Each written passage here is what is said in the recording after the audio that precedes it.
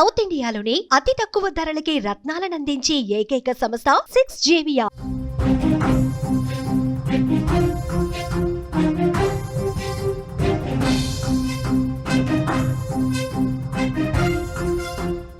ఆస్తి కోసం ఒకప్పుడు కలిసి ఉన్న కుటుంబాలు, రక్త సంబంధికులు కూడా శత్రువులుగా మారిపోతున్నారు. భూ తగాదాలు చిన్న గొడవలతో మొదలై చివరికి భయంకరమైన దాడులు, హత్యలు కూడా దారితీస్తున్నాయి. రంగారెడ్డి జిల్లాలో ఇటీవల జరిగిన ఒక ఘటన మరొకసారి ఈ విషయాన్ని రుజువు చేసింది. దాయాదుల మధ్య ఉన్న భూ వివాదం గొడ్డళ్ళు, కత్తుల దాడికి దారి తీసి చివరికి ఒక యువకుడు ప్రాణం బలిగొంది. ఈ దారుణ ఘటన రంగారెడ్డి జిల్లాలోని ఇబ్రహీంపట్నం పోలీస్ స్టేషన్ పరిధిలో దండు మైలారం గ్రామంలో జరిగింది. భూమి కోసం జరిగిన ఘర్షణ గొడ్డళ్ళు, కత్తుల వరకు వెళ్ళింది. ఈ దాడిలో ఒక యువకుడు చనిపోయాడు. అతని భార్యతో పాటు ఇంకొంతమంది తీవ్రంగా గాయపడ్డ పరిస్థితి. ఈ ఘటన ఆ గ్రామంలో, చుట్టుపక్కల ప్రాంతాల్లో తీవ్ర కలకలం రేపినటువంటి పరిస్థితి ఉంది.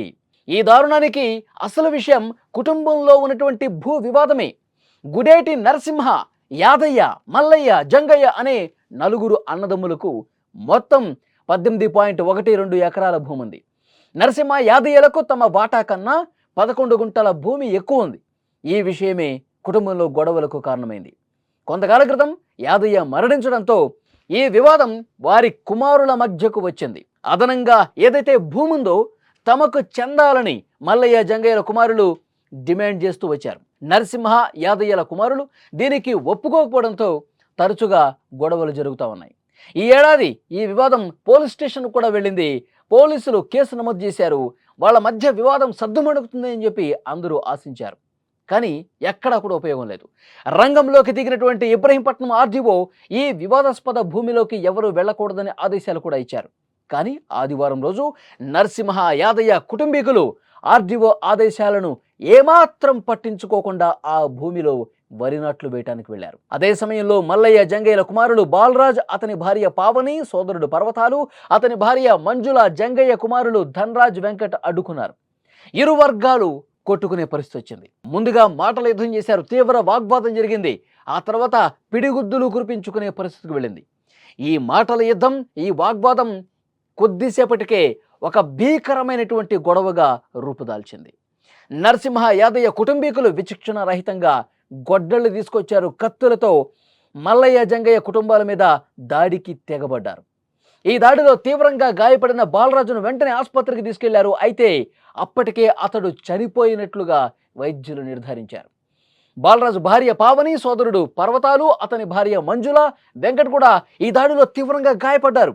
వారిని వెంటనే ఇబ్రహీంపట్నంలోని లిమ్స్ ఆసుపత్రికి చేర్చారు. గాయపడ్డ వారిలో మంజుల పరిస్థితి విషమంగా ఉండటంతో ఆమెను మెరుగైన వైద్యం కోసం హైదరాబాద్లోని ఒక ప్రైవేట్ ఆసుపత్రికి తీసుకెళ్లారు. ఈ ఘర్షణలో ఇంకొక వర్గానికి చెందిన 5గురికి కూడా గాయాలు అయినట్లుగా పోలీసులు వెల్లడించారు. వాళ్ళందరూ ఒకే కుటుంబానికి సంబంధించిన వాళ్ళు, కానీ ఆస్తుల కోసం ప్రాణాలు తీసుకునే వరకు వెళ్ళారు. తమ బిడ్డలపై దాడి జరిగిందని తెలుసుకున్న బాలరాజ్ తండ్రి హాస్పిటల్కు చేరుకున్నాడు. ఒకసారి తండ్రి ఏం మాట్లాడుతున్నారో మీరు కూడా వినండి.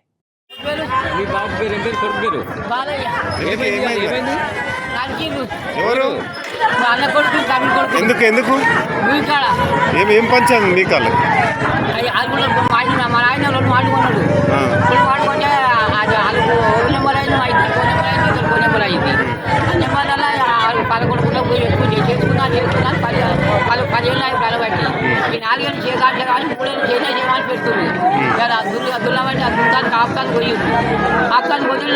ఎవరెవరు వాళ్ళ పేర్లు? బాలయ్య, బాలిగాడు, చిట్టిగాడు, ఇంకడు. మీకేమైతారు? అన్న కొడుకులు. మొత్తానికి ఈ దాడికి సంబంధించి పోలీసులు ఒక వర్గానికి చెందిన 9 మంది మీద కేసులు పెట్టారు. మృతుడు బాలరాజు కుటుంబం ఈ దాడి వెనుక ఒక కాంగ్రెస్ నాయకుడి హస్తం కూడా ఉందని ఆరోపిస్తోంది. అతని మీద కేసు పెట్టి కఠినంగా చర్యలు తీసుకోవాలంటూ వారు డిమాండ్ చేస్తున్నారు. ఈ ఘటన గురించి పోలీసులు కేసు నమోదు చేసి దర్యాప్తు చేస్తున్నారు. గ్రామంలో ఎలాంటి అవాంఛనీయ ఘటనలు జరగకుండా కట్టుదిట్టమైన భద్రతను ఏర్పాటు చేసినటువంటి పరిస్థితి. ఓవరాల్గా ఈ కేసుని ఒకే కుటుంబానికి సంబంధించిన వాళ్ళు, అన్నదమ్ముల వరసయ్యే వాళ్ళు ఆస్తుల కోసం ప్రాణాలు తీసుకునేటువంటి పరిస్థితి. ప్రాణాలు తీసుకోవటం గత కొన్ని రోజులుగా ఈ వివాదాలు వాగ్వాదాలు జరుగుతున్నాయి. ఒకసారి పోలీస్ స్టేషన్కి వెళ్ళింది, అక్కడ ఆర్డీఓ వరకు వెళ్ళింది, అక్కడ పంచాయతీ పెట్టారు. ఈ భూమిలోకి ఇది తేలే వరకు ఎవరు కూడా ఇక్కడికి రావద్దు అని చెప్పి స్పష్టమైనటువంటి ఆదేశాలు అధికార యంత్రాంగం నుంచి కూడా ఉన్నాయి. కానీ వీళ్ళు ఎక్కడా వినిపించుకోవాలా. ఆ ఆస్తి మాదంటే మాది, మాదంటే మాది, ఈ భూమి మీద మాకే హక్కు ఉందని చెప్పి సొంత అన్నదమ్ములే గొడవలకు పాల్పడి కత్తులు దూసుకునే వరకు వెళ్ళింది.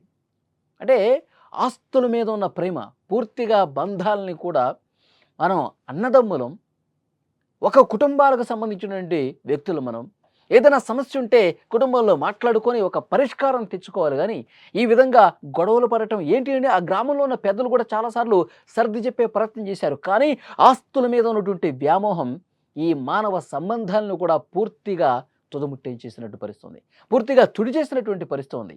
డబ్బు ముందు, ఆస్తుల ముందు మాకు ఏది ఎక్కువ కాదు అనుకుంటే ఈ విధంగా ప్రాణాల మీద వచ్చే అవకాశం ఉంటుంది.